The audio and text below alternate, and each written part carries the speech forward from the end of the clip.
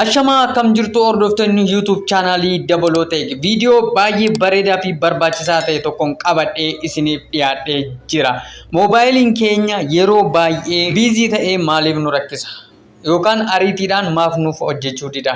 Rakkinni isaa maali? Furmaatni isaa hoo kan jedhu tokko lamaan waliin ilaallaa. Namoonni chaanalii kanaaf haaraa taatan sekendii muraasa isinitti fudhataa iddoo subscribe jedhu kanarra tuquudhaan achumarra irra deebistanii ammas tuquudhaan viidiyoon yeroo yerootti gadhiisu dafee akkasiin qaqqabuuf iddoo all jedhu kanarra kaa'uudhaan asumaan like gochuudhaan namoota biroo birallee akka ga'uuf share gochuu hin dagatinaan isiniin jedha.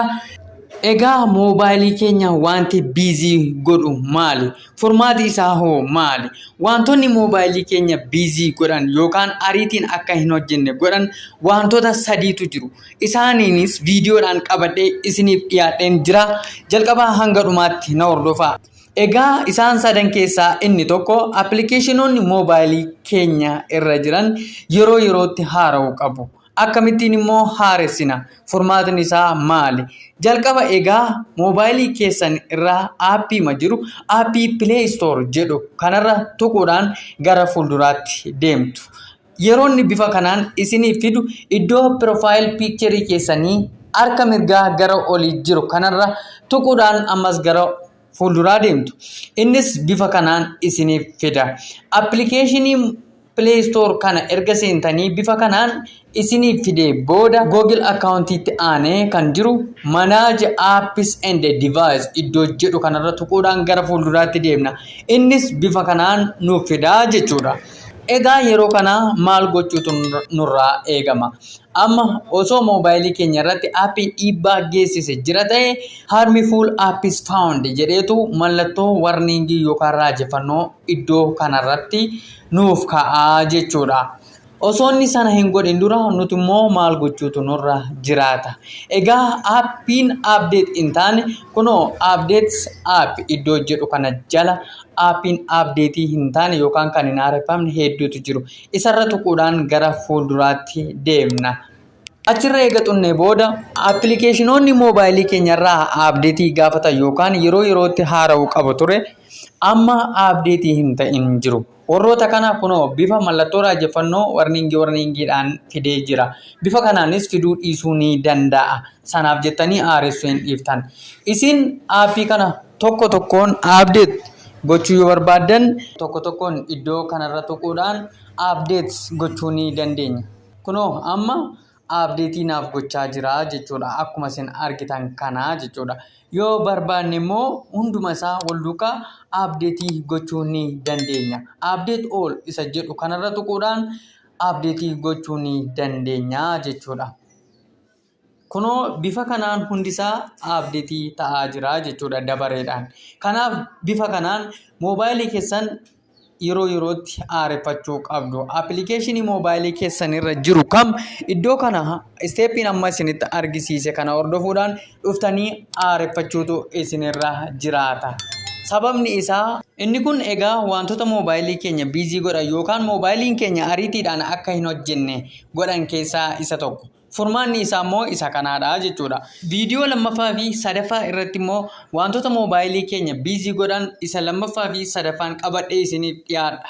YouTube kana yoo subscribe hin goone ta'e viidiyoon lammaffaa fi sadaffaa sun akka isin qaqqabutti YouTube koo subscribe godhaan isiniin jedhaa. Viidiyoo lammataan hanga walitti deebinutti nagaatti. Bye bye.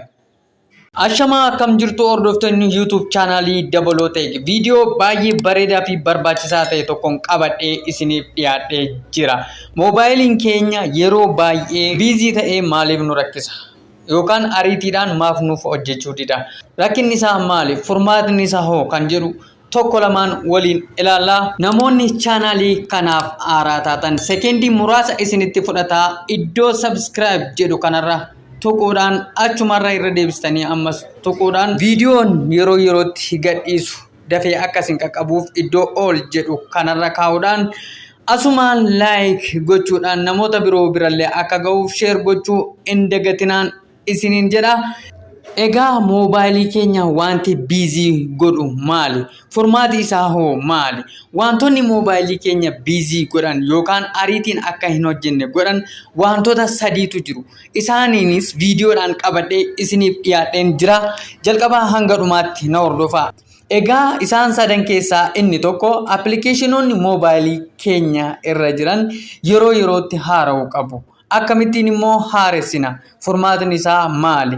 Jalqaba egaa moobaayilii keessan irraa aappii ma jiru aappii Play Store jedhu kanarra tuquudhaan gara fuulduraatti deemtu.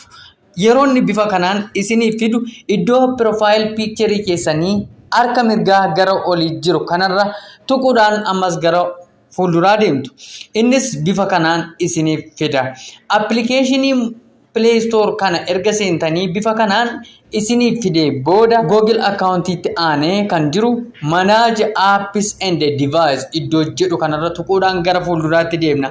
Innis bifa kanaan nuuf fidaa jechuudha. Egaa yeroo kana maal gochuutu nurraa eegama? Amma osoo moobaayilii keenya irratti aappii dhiibbaa geessise jira ta'e harmful apps found jedheetu mallattoo warningii yookaan raajeffannoo iddoo kanarratti nuuf ka'aa jechuudha. Osoo inni sana hin godhin dura nuti immoo maal gochuutu nurra jiraata? Egaa aappiin update hin taane kunoo updates app iddoo jedhu kana jala aappiin update hin taane yookaan kan hin haareffamne hedduutu jiru. Isarra tuquudhaan gara fuulduraatti deemna.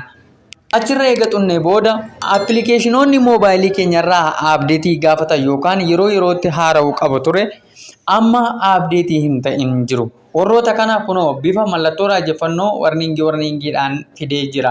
Bifa kanaanis fiduu dhiisuu ni danda'a. Sanaaf jettanii haaressuu hin dhiiftan. Isin aappii kana tokko tokkoon update gochuu yoo barbaaddan tokko tokkoon iddoo kanarra tuquudhaan update gochuu ni dandeenya. Kunoo amma update naaf gochaa jira jechuudha. Akkuma isin argitan kana jechuudha. Yoo barbaanne immoo hunduma isaa wal duukaa update gochuu ni dandeenya. Update all isa jedhu kanarra tuquudhaan update gochuu ni dandeenya jechuudha. Kunoo bifa kanaan hundisaa update ta'aa jira jechuudha dabareedhaan. Kanaaf bifa kanaan moobaayilii keessan yeroo yerootti haareffachuu qabdu. Appilikeeshinii moobaayilii keessan irra jiru kam iddoo kana steepiin amma isinitti argisiise kana hordofuudhaan dhuftanii haareffachuutu isinirra jiraata. Sababni isaa inni kun egaa wantoota moobaayilii keenya biizii godhan yookaan moobaayiliin keenya ariitiidhaan akka hin hojjenne godhan keessaa isa tokko. Furmaanni isaa immoo isa kanaadha jechuudha. Viidiyoo lammaffaa fi sadaffaa irratti immoo wantoota moobaayilii keenya biizii godhan isa lammaffaa fi sadaffaan qabadhee isiniif dhiyaadha. YouTube kana yoo subscribe hin goone ta'e viidiyoon lammaffaa fi sadaffaa sun akka isin qaqqabutti YouTube koo subscribe godhaan isinin jedhaa. Viidiyoo lammataan hanga walitti deebinutti nagaatti. Bye bye. Ashama akkam jirtu hordoftoonni YouTube chaanalii Dabaloo Tech viidiyoo baay'ee bareedaa fi barbaachisaa ta'e tokkoon qabadhee isiniif dhiyaadhee jira. Moobaayiliin keenya yeroo baay'ee biizii ta'ee maaliif nu rakkisa? Yookaan ariitiidhaan maaf nuuf hojjechuu dida? Rakkinni isaa maali? Furmaatni isaa hoo kan jedhu tokko lamaan waliin ilaallaa. Namoonni chaanalii kanaaf haaraa taatan sekendii muraasa isinitti fudhataa iddoo subscribe jedhu kanarra tuquudhaan achumarra irra deebistanii ammas tuquudhaan viidiyoon yeroo yerootti gadhiisu dafee akkasin qaqqabuuf iddoo all jedhu kanarra kaa'uudhaan asumaan like gochuudhaan namoota biroo birallee akka ga'uuf share gochuu hin dagatinaan isiniin jedha. Egaa moobaayilii keenya wanti biizii godhu maali? Furmaati isaa hoo maali? Wantoonni moobaayilii keenya biizii godhan yookaan ariitiin akka hin hojjenne godhan wantoota sadiitu jiru. Isaaniinis viidiyoodhaan qabadhee isiniif dhiyaadheen jira. Jalqabaa hanga dhumaatti na hordofaa. Egaa isaan sadan keessaa inni tokko appilikeeshinoonni moobaayilii keenya irra jiran yeroo yerootti haara'uu qabu. Akkamittiin immoo haaressina? Furmaatni isaa maali? Jalqaba egaa moobaayilii keessan irraa aappii ma jiru aappii Play Store jedhu kanarra tuquudhaan gara fuulduraatti deemtu. Yeroonni bifa kanaan isiniif fidu iddoo profile picture keessanii harka mirgaa gara olii jiru kanarra tuquudhaan ammas gara fuulduraa deemtu. Innis bifa kanaan isiniif fida. Appilikeeshinii Play Store kana erga seentanii bifa kanaan isinii fidee booda Google account'itti aanee kan jiru Manage Apps and Device iddoo jedhu kanarra tuquudhaan gara fuulduraatti deemna. Innis bifa kanaan nuuf fidaa jechuudha. Egaa yeroo kana maal gochuutu nurraa eegama? Amma osoo moobaayilii keenya irratti aappii dhiibbaa geessise jira ta'e harmful apps found jedheetu mallattoo warningii yookaan raajeffannoo iddoo kanarratti nuuf ka'aa jechuudha. Osoo inni sana hin godhin dura nuti immoo maal gochuutu nurra jiraata? Egaa aappiin update hin taane kunoo updates app iddoo jedhu kana jala aappiin update hin taane yookaan kan hin haareffamne hedduutu jiru. Isarra tuquudhaan gara fuulduraatti deemna.